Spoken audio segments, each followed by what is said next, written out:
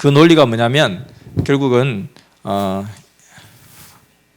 이사야서의 53장 5절, 그 이사야 많은 예언들 중에 보면 전부 다가 완전한 영광의 주에 대한 예언이지만 이사야서 53장은 그가 찔림은 우리의 허물로 인함이고 그가 징계를 받음으로 우리가 나음을 입었나니 우리는 다 양 같아서 각기 자기 길로 갔거니만 하나님께서 우리의 모든 죄악을 그에게 담당시켰도다 하는 예언이 나와 있는 거예요.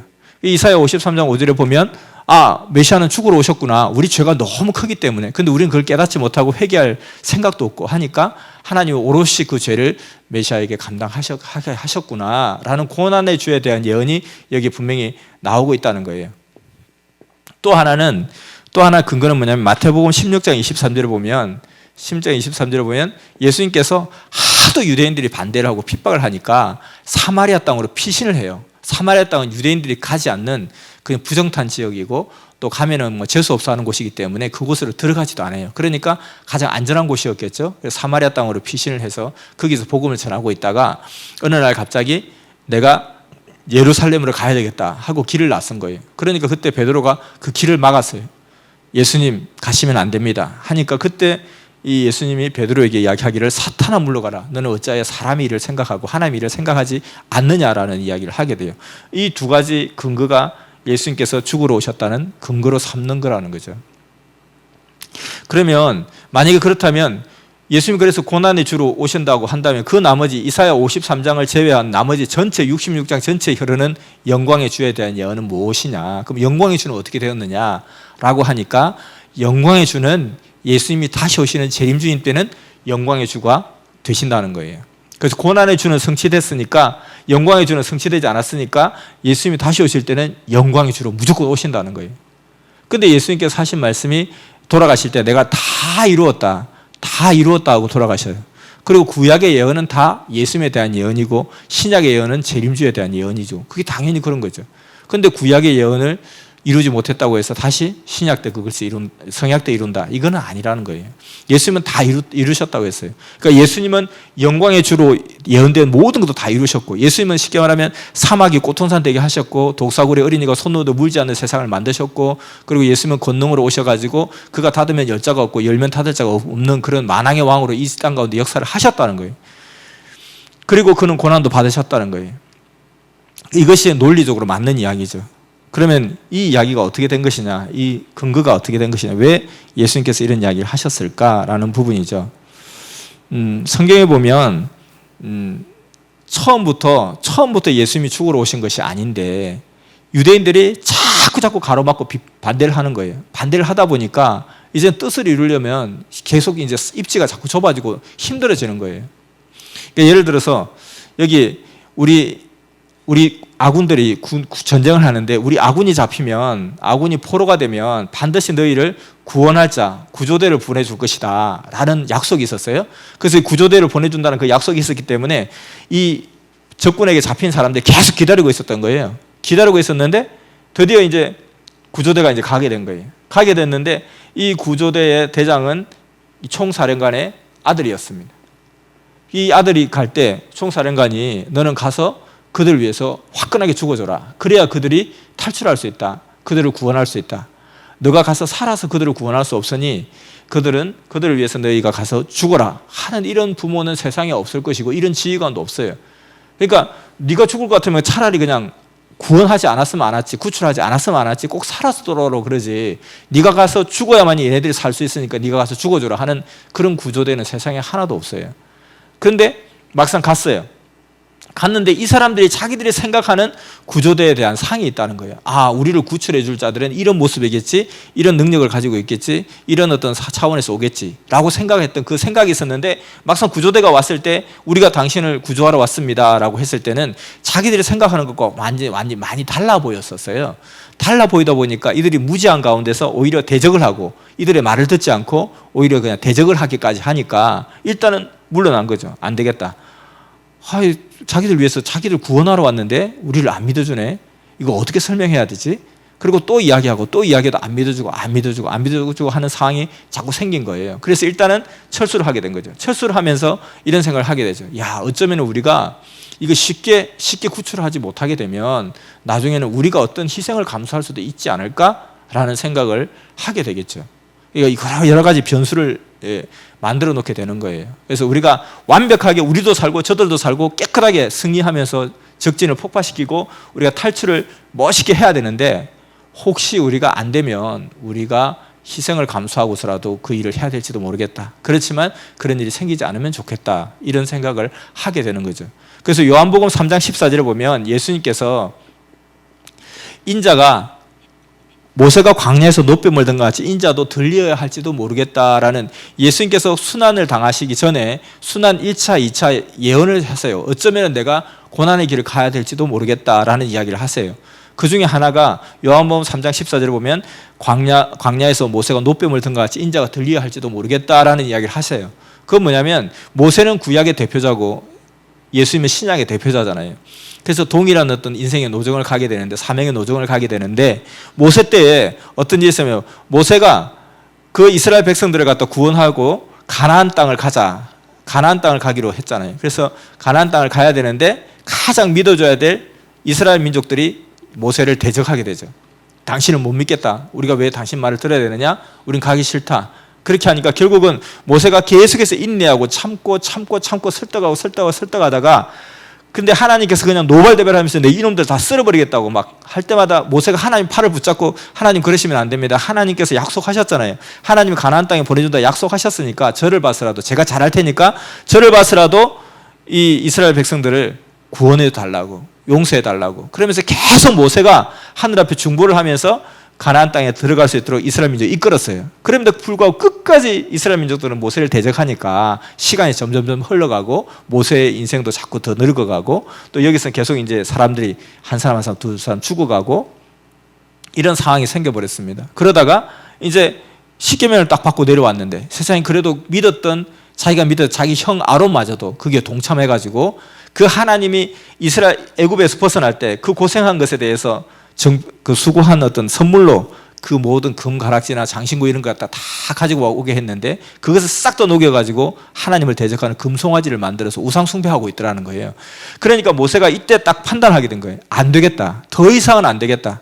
더 이상은 안 되겠으니까 이제는 내가 하나님께 계속 봐달라고 하다가는 근본된 가나안 땅에 가는 이 목적을 이룰 수 없을 것 같으니까, 이제 여기서 내가 더 이상 작전을 바꾸지 않으면 내가 못 견디겠다 생각하고, 이제는 여기서 선악을 분립을 해야 되겠다. 정말 모세의 말을 절대로 믿고 하나님의 말씀을 절대로 믿는 자들과 믿지 않는 자들을 갈라야 되겠다. 그때 징표로 삼은 것이 이스라엘 모든 백성들에게 불뱀이 가서 물게 하고, 그때 모세가 자기 지팡이를 들면서 이 지팡이를 보는 자는 살 것이고 보지 않는 자는 죽을 것이다라는 하나의 심판대를 딱 제시합니다. 그러니까 그 중에 어떤 사람들은 모세의 지팡이를 쳐다보고, 어떤 사람은 모세를 절대로 믿지 않는 사람들은 지금 내가 죽음의 직전이고 막 불뱀이 나를 물어뜯고 있는데 저놈이 또 미친 소리 하네 하면서 자기 생각대로 자기 방식대로 자기의 해결책을 찾아갔을 거예요. 이것을 통해서 누가 모세를 절대로 믿고 의지하는지, 누가 모세를 믿지 않는지를 풍반하고 판단하게 되는 거죠. 이것이 광야에서 모세가 노뱀을 든 사건이라는 거예요. 이 사건은 결국 대대적인 전환점을 맞게 되죠. 모세도 결국 자기의 어떤 그 모든 조건을 가지고 자기의 목숨을 여기서 사명을 다하게 되고, 결국은 뒤에 여호수아가 나타나서 2차 역사 가나안 땅을 이제 점령해 나가는 그런 역사를 일으키게 되죠. 그래서 이 모세의 노뱀을 든 이 사건을 예수님께서 요한복음 3장 14절에 언급을 하게 되는 거죠. 이 언급하게 된 이 계기는 결정적으로 가장 예수님의 증거자가 되야 될 세례 요한이 예수님을 부정하고 예수님에게 누명을 씌우고 또 예수님의 한 발언에 대해서 정면 방박을 하게 되고, 무지 가운데 자기 욕심 때문에 또 자기 자존심 때문에 자기 체면 때문에 반박을 하게 예수님을 갖다가 완전히 사이비 이단으로 규정하게 만든 그 사건 이후로 예수님께서 판단하게 된 거죠. 이래 가지고는 역사가 일어나기 힘들겠다. 어쩌면 광야에서 모세가 노뱀 든 같이 인자도 들려야 될지도 모르겠다라는 판단을 하게 되신 거죠. 예측을 하게 된 거죠. 마찬가지로 여기서도 갔는데 우리를 믿어주고 따라줘가지고 시키는 대로 잘하면서, 자 이제 우리가 탈출해야 되니까 너희는 이걸 하라, 이렇게 하자, 이렇게 가자 하고 아멘 믿습니다 하고 따라 나왔으면 이게 탈출이 되는 건데 그렇게 하지 않으니까 일단 피신을 하게 된 거죠. 피신해놓고 여기서 가만히 생각해 보는 거죠. 야, 이렇게 되다가 이게 도대체 다시 가도 말이 안 통할 것 같고 또 두 번, 세 번 다시 한 사람을 보내가지고 다시 협의를 해봤는데 여전히 부정하고 심지어는 니네들이 적군이 아니냐. 우리 이 적군이 우리를 막 죽이고 싶은데 포로를 죽일 수 없는 규정이 있어서 포로를 죽일 수 없으니까 일부러 함정을 파서 우리를 죽이려고 마치 구조대인 것처럼 생각하게 해서 믿게 해서 탈출하게. 탈출하면 이제 이 적군들은 뻔히 탈출하는 거 뻔히 아는 거죠. 왜냐하면 자기들이 보낸 첩자니까. 탈출하는 거 보고 탈출하니까 어쩔 수 없이 우리는 사격을 했고 사살을 했다. 이러고 우리를 죽이려고 하는 거 아니냐까지 이야기하니까 이들을 설득할 길이 없는 거예요. 더 이상 안 되겠다. 그러면 어떻게 할 것이냐? 안 되겠다. 이제는 우리가 가서 우리가 자폭을 하자. 자폭을 하면 그냥 이게 막 그냥 건물이 무너지고 철책이 무너지고 하면 지네들이 알아서 탈출하겠지. 좋게 좋게 서로 살아서 더 서로 아름답게 탈출하면 좋겠지만 그게 안 된다면 우리가 대신 자폭을 해서라도 역사를 감당해야 되겠다. 이 사명을 완수해야 되겠다라고 교신을 하게 된 거예요. 근데 당연히 여기서는 부인을 하겠죠. 하지 말라고 하겠죠. 근데 아닙니다. 우리가 이것을 꼭 하고야 말겠습니다. 이렇게 하지 않으면 지금 방법이 없습니다. 라고 해서 그 길을 감행했다는 거예요. 그러면 이 구조대가 처음부터 죽으러 온 게 아니다는 거예요. 처음부터 죽으려고 처음부터 자폭해야만이 이들이 구원받는다는 그런 작전이 아니었다는 거예요. 충분히 사전에 준비를 훈련을 했었고 그들도 충분히 메시지를 줬다는 거예요. 너희들을 구원하러 올 자가 있을 것이다. 그리고 중간에 연락책도 있었고 근데 이 중간에 연락책이었던 세례요한이 여기서 그냥 헛짓을 하고 딴짓을 해버렸다는 거예요. 그래서 오히려 이들에게 더 오해하게 만들어 놨다는 거예요. 그러다 보니까 이제는 이 어떻게 할 거냐. 이 사명은 완수해야 되겠는데 할 수 없다. 그럼 우리가 자폭하는 한이 있더라도 그 길을 가자라고 이렇게 작전이 바뀌게 되는 거죠. 작전이. 그래서 이때도 마태복음 16장 23절에 이때도 마찬가지로 베드로는 자기가 생각할 때 자기가 메시아로 믿는 예수님이 사탄아 물러가라 그러니까 얼마나 충격적인 발언이에요. 사탄아 물러가라고. 그러니까 예수님이 죽으러 가겠다는데 자꾸 막으니까 왜 사탄아 물러가 너 인간의 일을 생각하냐 하나님의 일을 생각하지 않느냐라고 하니까 그러니까 예수님 죽으러 온 거 아니냐. 죽으러 왔는데 죽지 말라고 하니까 사탄아 물러가라까지 수제자한테 이야기했지 않았냐 하는데 그게 아니고 누가복음 9장 30절에 보면 이 절대절명의 순간에 자 이제 역사가 어떠면 진짜 고육지책을 써야 될지도 모르겠다. 이렇게 하다가는 정말 원하는 대로 가지 않고 고난의 길을 택해야 될지도 모르겠다. 이렇게 고민하고 있는 터에 그 절실한 마음으로 예수님이 수제자를 데리고 가서 같이 기도하자고 했어요. 기도하자고 막 기도하고 있는데 그때 수제자들은 거기서 또 멍청하게 졸아버린 거예요. 그 졸아버린 사이에 예수님에게 모세와 엘리야가 나타난 거예요. 모세와 엘리야가 2000년 전에 죽었고 그 다음에 900년 전에 죽은 사람이 어떻게 나타날 수 있겠어요? 영이겠죠. 영. 그래서 천사들과 함께 모세와 엘리야 영이 나타나서 이야기를 하는 거예요. 예수님하고 상의를 하는 거예요. 그래서 이때 표현하기를 장차 예수님께서 예루살렘에서 별세할 것을 말씀하실세. 예수님께서 별세하실 것을 이때 말씀하셨다는 거예요. 그러니까 이때를 기점으로 해서 작전이 바꿔진 거죠. 작전이 바꿔진 거예요. 근데 그 작전이 바꿔진 절대절명의 순간에 이 제자들은 졸았다는 거예요. 그러니까 그 전까지는 예수님이 돌아가시는 게 뜻이 아니었다는 거예요. 그러니까 사마리아 땅까지 간 거 아니에요. 예루살렘에 있지 않고 사마리아 땅까지 피신을 한 거예요. 훗날을 도모하기 위해서. 왜냐하면 죽는 게 뜻이 아니니까. 만약 예수님이 죽는 게 뜻이라면 유대인들이 잡아 죽이려고 눈에 불을 켤 때 잘됐다. 빨리 나를 잡아 죽여라. 빨리 나를 잡아 죽여라. 내가 죽으러 왔으니까. 죽어야 얘들이 구원되니까. 그러면서 오히려 나 잡수라고 기다려야 될 텐데 왜 피신을 해요? 죽으러 왔는데. 그러니까 기독신앙에 또 이야기하기 그런 거예요. 예수님이 죽으러 오신 게 맞는데 막상 죽으려니까 좀 두려웠다는 거예요. 그래서 피신했다는 거예요. 그러니 유관순보다 못한 메시아로 만들어버리는 거죠. 그러니까 이게 진짜 예수쟁이들이 예수를 욕먹게 한다는 거예요. 예수님이 그 정도 인격이 아니라는 거예요. 4000년 만에 나타난 이 지구촌 전체를 대표하는 메시아가 죽는 게 두려워서 그렇게 했을까? 그렇게 하지 않으면 설명이 안 되는 거예요. 예수님이 죽으러 오셨다는 그 논리가. 그러니까 그렇게 이야기하는 거예요. 그리고 거기에 대해서 물으면 그냥 정지하기 바쁘고 파문해버리고 그러니까 아무도 끽소리 못하는 거죠. 그리고 그거 뭘 따지냐. 예수 믿어 천국 가면 되지. 이렇게 해버리니까 예수 믿어 어떻게 천국 가요? 예수를 믿어야 천국 갈 수 있는 하나의 단초가 될 뿐이지 그게 다는 완성은 아니라는 거예요. 그래도 예수 안 믿으면 예수 안 믿어도 됩니까? 믿어야죠. 근데 믿는다고 다가 아니라는 거예요. 믿고 그의 말씀을 듣고 그의 말씀대로 행하고 그의 말씀대로 행해서 변화되는 만큼 해당되는 천국에 가는 것이지, 온갖 악행을 다 해놓고 예수 믿습니다 하고 천국 가고 그런 법이 세상에 어디 있어요. 그건 말도 안 되죠. 그것은 믿음이 아니에요. 믿음은 그래서 행함이 있어야 믿음이라고 그랬잖아요. 그러니까 행치 않는 믿음은 그 믿음이 아니라는 거예요. 그러니까 나는 예수를 믿는다, 그 개념은 예수님의 말씀을 듣고 그 예수님의 말씀대로 행하는 것이 예수님을 믿는다는 뜻이지, 그냥 온갖 나쁜 짓 다 하면서 나 예수 믿어요, 나 교회 다녀요, 죽는 순간에 그냥 예수 믿어요, 천국 가고, 그런 말도 안 되는 것이 어디 있습니까? 그거는 논리에 맞지 않고 하나님의 법칙에 맞지 않는 거죠. 그래서 결국은 이와 같이 예수님이 죽으러 오신 게 아니었는데, 더 이상 이 구원받아야 될 자들이 무지하여서 오히려 대적하고 이러니까 이대로는 이들을 구원할 수 없으니까 내가 그러면 죽어서라도 구원을 해야 되겠다. 죽는 방법을 택해서라도 이들을 살려야 되겠다. 그래서 엄마가 자녀한테 그냥 좋은 말로 그냥 엄마도 행복하게 자녀도 행복하게 뜻을 이루면 좋은데, 지독하게 말도 안 듣고 지독하게 반대 생활을 하고 그렇게 하다 보니까 이제는 엄마가 할 수 없이 내가 그러면 너를 위해서 죽어줘서라도 너를 갖다가 기어코 내가 살리고야 말리라. 근데 원래 그것이 부모도 원하는 뜻이 아니었고 자녀도 원하는 뜻이 아니었다는 거예요. 하다 안 되니까 그 수를 쓴 거예요.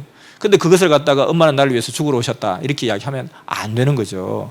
엄마도 맛있는 거 먹고 자녀도 맛있는 거 먹으면 좋죠. 근데 너무 가난하다 보니까, 너무 먹을 게 없다 보니까 하다 안 되니까 내 자식 새끼 고기 살을 먹여야 되니까, 나는 엄마는 고기 대가리가 좋아, 물고기는 원래 어두육밀에 물고기는 원래 대가리가 맛있대.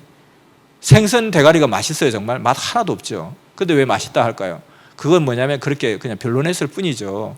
근데 그 자식 새끼가 그것도 모르고 우리 엄마는 원래 대가리 좋아해, 대가리만 엄마 딱 잘라드려, 이런 무식한 자녀가 되면 안 되는 것이죠. 그래서 그 심정을 알아야 된다는 거예요. 그래서 예수님은 원래 죽으러 오신 게 아닌데 이때 작전이 바뀌었는데, 작전이 바뀌고 나서 예수님께서 이제 하나님 뜻대로 준행하시는 분이니까 자 예루살렘으로 가자 라고 할 때 베드로가 졸다가 그 상황을 모르고 안 됩니다 하니까 그때 예수님이 베드로를 책망한 거죠. 그 베드로를 책망했다고 보다는 베드로의 무지를 틈타서 들어온 사탄을 책망한 거예요.